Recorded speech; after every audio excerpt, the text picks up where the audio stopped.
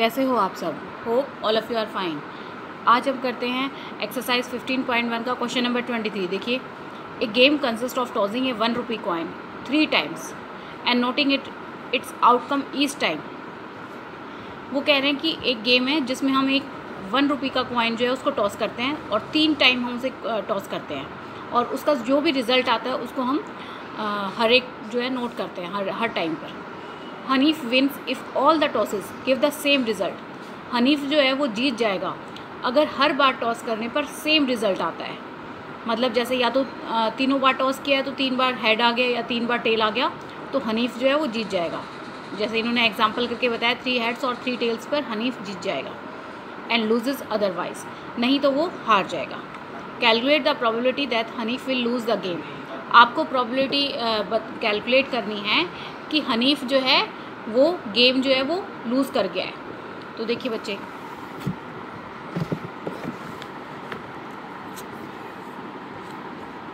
Exercise 15.1 question number 23। यहाँ पर probability क्या है बच्चे कि या तो 3 बार हमने टॉस किया है। तो देखिए पहले पॉसिबल आउटकम्स क्या क्या हो सकते हैं हमारे पास। पॉसिबल आउटकम्स क्या हो सकते हैं बच्चे हमारे पास, या तो तीनों टाइम हेड आए, ठीक है बच्चे। हो सकता है कि हमारा 2 टाइम हेड आए और 1 टाइम टेल आए, तो हेड हेड और टेल। फिर उसके बाद हो सकता है बच्चे कि यहाँ पर स्टार्टिंग में हेड आया, हम हेड फिर टेल आ जाए फिर हेड आ जाए, ठीक है बच्चे। फिर उसके बाद हम क्या, हमारे पास क्या ऑप्शंस है कि टेल टेल हेड आ जाए, ठीक है बच्चे। अब देखिए टेल टेल हमारा शुरू में हो गया तो हम हेड शुरू में फिर टेल, ठीक है बच्चे। फिर देखिए और क्या क्या ऑप्शन हो सकते हैं कि हमारे पास टेल स्टार्टिंग में आ जाए, हेड आ जाए और फिर यहाँ पर टेल, ठीक है बच्चे, ये हो गया। और हमारे पास एक हो गया है टेल टेल और टेल, तीनों बार टेल आ जाए। तो एक हमारे पास देखो टेल आ जाए और हेड हेड। तो ये हमारे पास कितनी पॉसिबिलिटीज़ हो गई हैं, 1 2 3 4 5 6 7 8, और कोई नहीं है बच्चे। तो total number of possible outcomes हमारे पास क्या हैं, total number of possible outcomes हमारे पास क्या हैं बच्चे,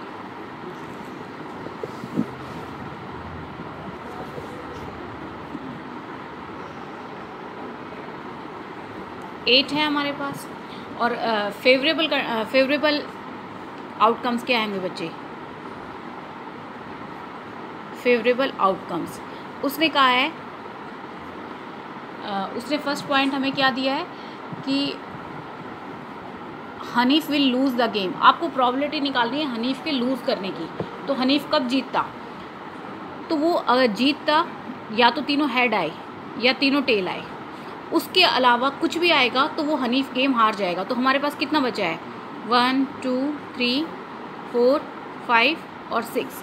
तो 6 चांसेस हमारे पास ऐसे हैं कि हनीफ जो है गेम लूज़ कर सकता है। तो वो कितने हो जाएंगे बच्चे, 6 है। तो अब देखिए probability Hanif will lose the game is equal to, तो यहाँ पे क्या हो जाएगा हमारे पास, हम फॉर्मूला लिख लेते हैं, number of favourable outcomes upon में total number of possible outcomes, ठीक है बच्चे।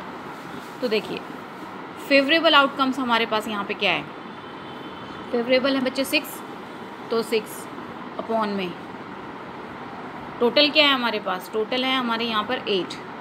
तो हमारी ये प्रॉबिलिटी आ गई है। लेकिन ये अभी देखो इसको लोएस्ट टर्म में आपको करना है, 2 3 6 2 4 8। तो हनीफ के गेम लूज़ करने की जो प्रॉबिलिटी वो होगी वो क्या होगी बच्चे, 3/4।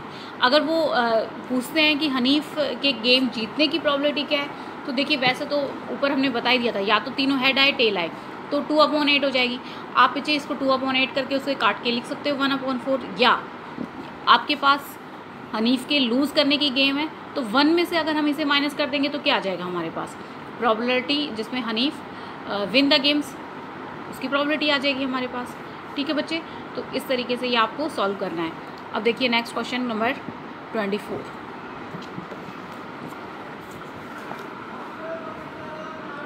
ए डाई इज थ्रोन ट्वाइस, एक डाई को हम 2 बार थ्रो करते हैं। What is the probability that, तो क्या प्रोबेबिलिटी होगी, 5 will not come up either time, कि 5 जो है वो किसी भी टाइम पर नहीं आए। सेकंड वो कह रहे हैं 5 will come up at least once, कम से कम एक बार 5 चाहिए। अच्छा बच्चे, जब भी बात आती है कम से कम की, अगर आपके पास एटलीस्ट वर्ड आ जाए तो उसका मतलब क्या होता है कि कम से कम वो एक बार चाहिए, लेकिन मैक्सिमम वो कितनी बार हो सकता है, हो सकता है दोनों चांसेस में 5-5 आए। तो इस तरीके से आपको देखना है। तो डाइस देखिए हमारे पास 2 डाई थ्रो कर रहे हैं, तो हमारे पास क्या होता है 1 2 3 4 5 6, ये हमारी एक डाई होगी। दूसरी डाई में यहाँ से करती हूँ बच्चे, 1 2 3 4 5 6। ठीक है, अब देखिए हमारे पास क्या है, स्टार्टिंग में मैंने 1 लिखा है, तो इसका मतलब ये पूरी लाइन में 1 की लेके चलूँगी। यहाँ पे फर्स्ट डाई से हमारा 1 आया और सेकंड डाई से भी थ्रो किया तो 1 आ गया। फिर दोबारा से हमारा फर्स्ट 1 आया और सेकंड डाई से हमारा 2 आ गया। फिर 1 आया और उसके साथ 3 1 4। मैं सारी पॉसिबिलिटीज़ आपको दिखा रही हूँ कि किस तरीके से पॉसिबिलिटीज़ हो सकती हैं, 1 5 और 1 6, क्योंकि डाइज में सिर्फ 6 नंबर तक होता है, तो इसलिए आपको 6 तक लेके चलना है। अब यहाँ से देखिए, अब हमने 1 1 शुरू में लिया था, अब मैं 2 शुरू में ले रही हूँ, तो 2 है और सेकंड डाई में हमारे पास 1, तो यहाँ पर 2 और 2, फिर 2 और 3, इस तरीके से आपको देखना है। यहाँ से देखिए 1 1 तो लिख दिया, 1 2, फिर 1 3 1 4, यहाँ से देखिए 2 1 2 2 2 3, अब आ रहा है 2 4 बच्चे, यहाँ पर आ रहा है 2 5 और यहाँ पर आ गया हमारे पास 2 6। ठीक है, अब देखिए यहाँ पर 3 1 3 2 3 3 3 4 3 5 और हमारे पास 3 6। ठीक है बच्चे, अब देखिए 4 1 4 2 4 3 4 4 4 5 और ये हमारे पास 4 6। फिर आ रहा है बच्चे 5 1 5 2 5 3 5 4 5 5 और ये आ गया हमारे पास 5 6। अब यहाँ से आ रहा है 6 1 6 2 6 3 6 4 6 5 और ये आ गया हमारे पास 6 6। ठीक है बच्चे, तो हमारी सारी पॉसिबिलिटीज़ मैंने आपको दिखा दी हैं। आप इसको total number of possible outcomes हमारे पास कितने बचे हैं, इसको करने के 2 तरीके हैं। जब भी आपके पास 2 डाइस की बात आए तो या तो आप देखिए सारे नंबर्स हमने लिख दिए हैं, क्या क्या पॉसिबिलिटी हो सकती हैं, तो सबको काउंट कर लो, 1 2 3 4 5 6 7 8 9 10 11 12 13 14 15 16 17 18 19 20 21 22 23 24 25 26 27 28 29 30 31 32 33 34 35 36। तो यहाँ पर हमारा total number of possible outcomes क्या है बच्चे, 36। या तो आप ऐसे काउंट करके लिख लो, या आप इसको ऐसे भी लिख सकते हो कि देखिए यहाँ पर ऊपर हमारे पास जो हमने रो हैं वो हमारी 6 रो हैं, यहाँ पे हमारे पास जो कॉलम है वो 6 हैं। तो आप इसको ऐसे भी लिख सकते हो कि और करके मैं आपको बताती हूँ, 6 रो हैं हमारे पास और 6 हमारे कॉलम है, दोनों को मल्टीप्लाई कर दो, 6 × 6 तो 36। तो हमारे पास total number of possible outcomes क्या है बच्चे, 36। अब उन्होंने क्या बोला है, 5 will not come up either time. तो फर्स्ट पॉइंट है हमारा 5 will not come up either time, मतलब 5 हमें किसी भी टाइम पर नहीं चाहिए। तो देखिए ज़रा यहाँ पर क्या है हमारे पास कंडीशन, हमें 5 नहीं चाहिए, तो फर्स्ट वाला क्या है, 5 की जो आपको पूरी रो दिख रही है ना बच्चे, उसमें 5 आएगा ही आएगा। तो एक तो हमारे पास ये रो हो गई है, 5 की रो में देख लिया हम। अब हम कॉलम में चलते हैं, तो ये जो कॉलम आया है 5 वाला, एक हमारे पास ये कॉलम हो गया बच्चे। इन दो के अलावा और आप देखिए कि यहाँ पे किसी में भी आपको 5 नहीं मिलेगा। यहाँ पे 1 1 1 2 1 3 1 4 इस तरीके से आप चेक कर लीजिए, किसी में भी आपको 5 नहीं मिलेगा। तो उन्होंने क्या बोला है कि 5 उन्हें नहीं चाहिए। तो अगर हमें 5 नहीं चाहिए तो हम काउंट कर सकते हैं 1 2 3 4 5 6 7 8 9 10 11 12 13 14 15 16 17 18 19 20 21 22 23 24 25। तो हमारे पास पॉसिबल आउटकम्स जो हमारे जो फेवरेबल आउटकम्स हैं वो क्या हो जाएंगे बच्चे, वो हैं हमारे पास 25। तो आप यहाँ लिख लीजिए favourable outcomes is equal to 25। ठीक है बच्चे, अब देखिए प्रोबेबिलिटी निकालते हैं हम। Probability of 5 will not come up either time. तो फॉर्मूला क्या होता है बच्चे उसका, हमारे पास number of favourable condition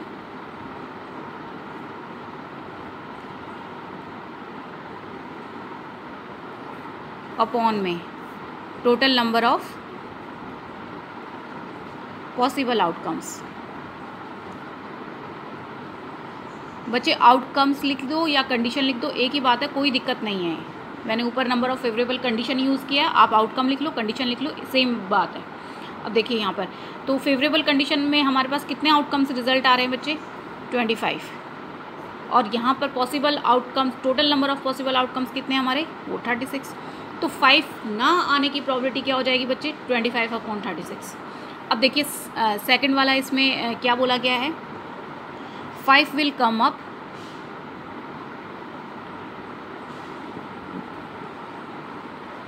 at least once.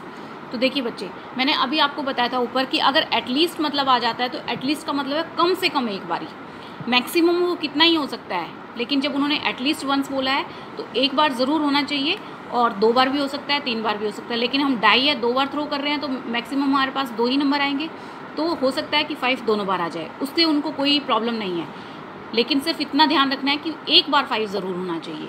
ऐसा ना हो कि कोई ऐसी सिचुएशन आप ले रहे हो जिसमें 5 एक भी बार ना हो। तो देखिए ऊपर हम देख लेते हैं, इसको भी बेटा मैं 2 तरीके से बताऊंगी, आप कैसे जैसे आपको ईजी लगे आप कर सकते हो। देखिए ऊपर मैंने आपको, क्योंकि 5 की कंडीशन उसको नहीं चाहिए थी, किसी भी उसमें 5 नहीं चाहिए था, तो हमने 5 की रो और 5 की कॉलम दोनों को अंडरलाइन कर लिया था। तो इनको छोड़ के बाकी सब जो हमारे पास नंबर्स आए थे वो सब हमारी प्रॉबिलिटी थी कि 5 एक भी टाइम नहीं आ रहा है। लेकिन अब वो क्या कह रहे हैं, कम से कम एक बार 5 हो। तो जो 5 की हमने और रो और कॉलम जो हमने अंडरलाइन करे हैं बच्चे, अब हमारे पास सिर्फ वही पॉसिबिलिटीज़ हैं जो हमारे पास कि 5 कम से कम एक बार ज़रूर आ रहा है उनमें, और में तो 5 आ ही नहीं रहा है। तो इसका मतलब आप या तो इनको सीधा काउंट कर लो, 1 2 3 4 5 6। बच्चे देखिए ये 5 है ना, दोनों में इंक्लूड है रो और कॉलम, तो इसको आपने एक ही बार काउंट करना है, इसको 2 बार काउंट नहीं करोगे आप। 1 2 3 4 5 6 7 8 9 10 11। तो यहाँ पर आपके पास कितनी पॉसिबिलिटीज़ आ रही हैं, 11 आ रहे हैं हमारे पास फेवरेबल कंडीशन। या आप इसको ऐसे कर सकते हो बच्चे कि हमारे पास इसके जो favourable 5 will not come up either time है, उसकी प्रॉबिलिटी हमारे पास कितनी आई है, 25/36। तो मैंने आपको बताया था बच्चे कि जब भी आपको किसी भी काम के होने की और ना होने की जो सम होता है वो हमेशा 1 होता है। तो हमारे पास ना होने का तो गिवन है हमारे पास, हमने निकाल चुका है 25/36। होने का निकालना है कि 5 अगर हो तो हम क्या कर सकते हैं, 1 में से आप इसको माइनस कर दो, आपके पास ये आ जाएगा। ठीक है बच्चे, तो देखो 5 will come up at least once. इसमें हमारे पास फेवरेबल आउटकम्स कितने हैं बच्चे, फेवरेबल आउटकम्स है हमारे पास 11 बार है ऐसा। तो अब इसको हम निकाल सकते हैं, probability of 5 will come at least once।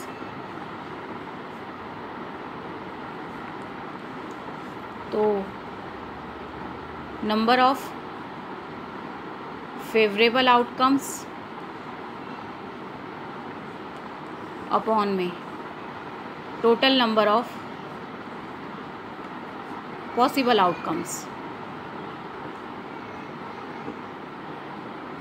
ठीक है बच्चे, अब देखिए नंबर ऑफ़ फेवरेबल आउटकम्स हमारे पास कितना है, नंबर ऑफ़ फेवरेबल आउटकम्स हमारे यहाँ पर है 11, और total number of possible outcomes कितने हैं 36। तो बच्चे ये भी कुछ कैंसिल आउट तो होगा नहीं, तो यही हमारा आंसर हो जाएगा। इसको आप इस तरीके से जैसे मैंने अभी आपको बताया ना बच्चे, देखिए प्रोबेबिलिटी ऑफ हमारे पास किसी भी इवेंट के होने की, ये मैं ई मान के चल रही हूँ कि प्रोबेबिलिटी ऑफ इवेंट हमारे पास 5 कम होने की है, इसको आप लिख सकते हो प्रोबेबिलिटी ऑफ इवेंट, ये मैंने लेट सपोज कर लिया है यहाँ पर। और प्रोबेबिलिटी ऑफ 5 के ना होने की, तो उसको हमने ना होने को हमने क्या मान लिया है, इसको आप ये भी लिख सकते हो यहाँ पर कि प्रोबेबिलिटी ऑफ ई पे बार लगा दिया, मतलब नॉट इवेंट है ये हमारा, कि 5 जो है वो हमारा नहीं आ रहा है इसमें। तो हम क्या करते हैं, इन दोनों का सम क्या होता है 1 के इक्वल है। प्रोबेबिलिटी ऑफ इवेंट हमें निकालना है बच्चे, तो यहाँ पर प्रोबेबिलिटी ऑफ नॉट इवेंट में कितना हमारे पास है 25/36 इज इक्वल टू 1। तो प्रोबेबिलिटी ऑफ इवेंट हमारे पास क्या हो जाएगा, यहाँ पर 1 है, ये 25/36 प्लस का इधर ले जाते हैं माइनस में 25/36, इसको सॉल्व कर लेते हैं तो ये आ जाएगा बच्चे 36 माइनस में 25, तो ये आ गया आपके पास 11/36। देखिए ऊपर जैसे हमने काउंट करके निकाला था वो भी हमारे पास 11/36, यहाँ पर भी हमारे पास 11/36। आप कोई भी मेथड यूज़ कर लीजिए बच्चे, आंसर आपका सेम आएगा, बस आपको जो इजी लगता है आप वो यूज़ कर लीजिए, ठीक है। देखिए बच्चे नेक्स्ट क्वेश्चन क्या है, क्वेश्चन नंबर 25।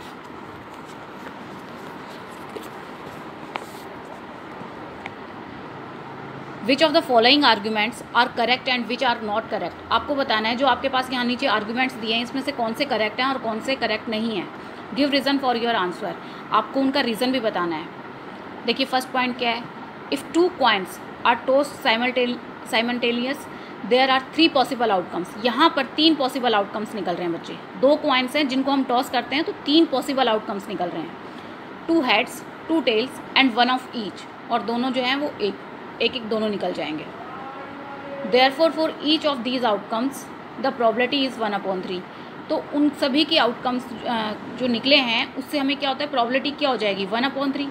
तो बच्चे आपको ये बताना है क्या ये करेक्ट है या नहीं है। तो देखिए ज़रा क्वेश्चन नंबर 25, इसका फर्स्ट पार्ट देखिए बच्चे, 2 कॉइन्स हैं तो पहले हम टोटल पॉसिबल नंबर्स निकाल लेते हैं।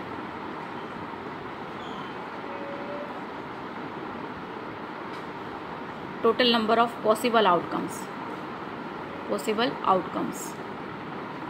तो देखिए बच्चे ये कौन कौन से होंगे हमारे पास, क्योंकि कॉइन एक है लेकिन हमने उसे 2 बार टॉस किया है, तो फर्स्ट टाइम हम मानते हैं हेड आया, सेकंड टाइम में टेल आया, ठीक है बच्चे।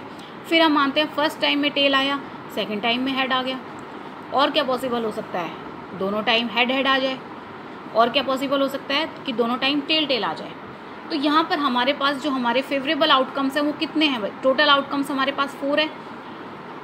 तो देखिए टोटल जो पॉसिबल आउटकम्स हमारे पास कितने हो गए हैं बच्चे, 4 हो गए हैं।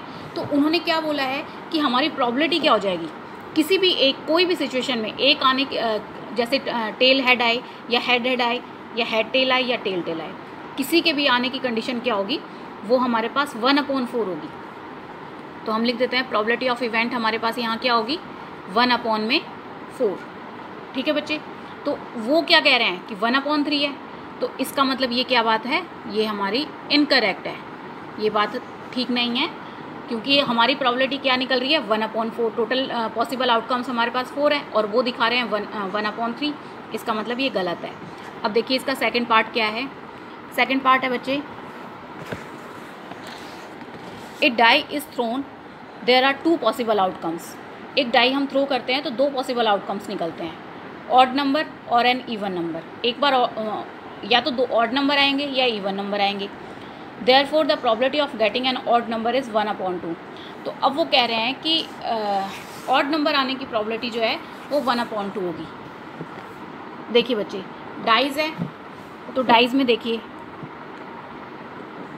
डाइज़ में हमारे पास क्या क्या नंबर होते हैं 1 2 3 4 5 6। तो इसमें हमारे पास ऑड नंबर क्या है बच्चे, ऑड नंबर्स हैं हमारे 1 3 5, और इवन नंबर क्या है, इवन नंबर है हमारे पास 2 4 और 6। ऑड नंबर इवन नंबर हमारे दोनों हो गए हैं बच्चे। अब वो क्या कह रहे हैं, वो जानना चाहते हैं कि प्रोबेबिलिटी ऑफ ऑड नंबर क्या है। तो प्रोबेबिलिटी ऑफ ऑड नंबर, तो फॉर्मूला लिख देते हैं, फेवरेबल आउटकम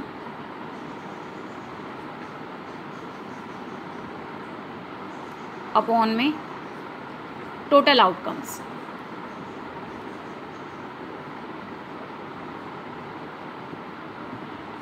तो फेवरेबल आउटकम्स हमारे पास क्या है बच्चे, ऑड नंबर है तो 1 2 3, इसको हम क्या लिख सकते हैं, हमारे पास तो 3 नंबर्स हैं और यहाँ पर भी 3 नंबर्स हैं। ठीक है बच्चे, तो फेवरेबल आउटकम्स में हमारे पास है 3 और टोटल आउटकम्स कितने हैं, क्योंकि 6 हैं तो हमारे पास टोटल क्या हो जाएंगे बच्चे 6। तो इसको कैंसिल आउट करते हैं, 3 1 जा 3, 3 2 जा 6, तो ये हो गया हमारे पास 1/2।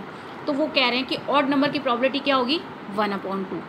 तो ये बात बिल्कुल ठीक है, इसीलिए ये क्या है हमारे पास करेक्ट, ये बात हमारी करेक्ट है। तो ये हमारा आंसर है बच्चे। अगर आपको मेरी वीडियो पसंद आई हो तो इसे लाइक करें, शेयर करें, सब्सक्राइब करें और बेल आइकन प्रेस करना ना भूलें। Thank you for watching my video.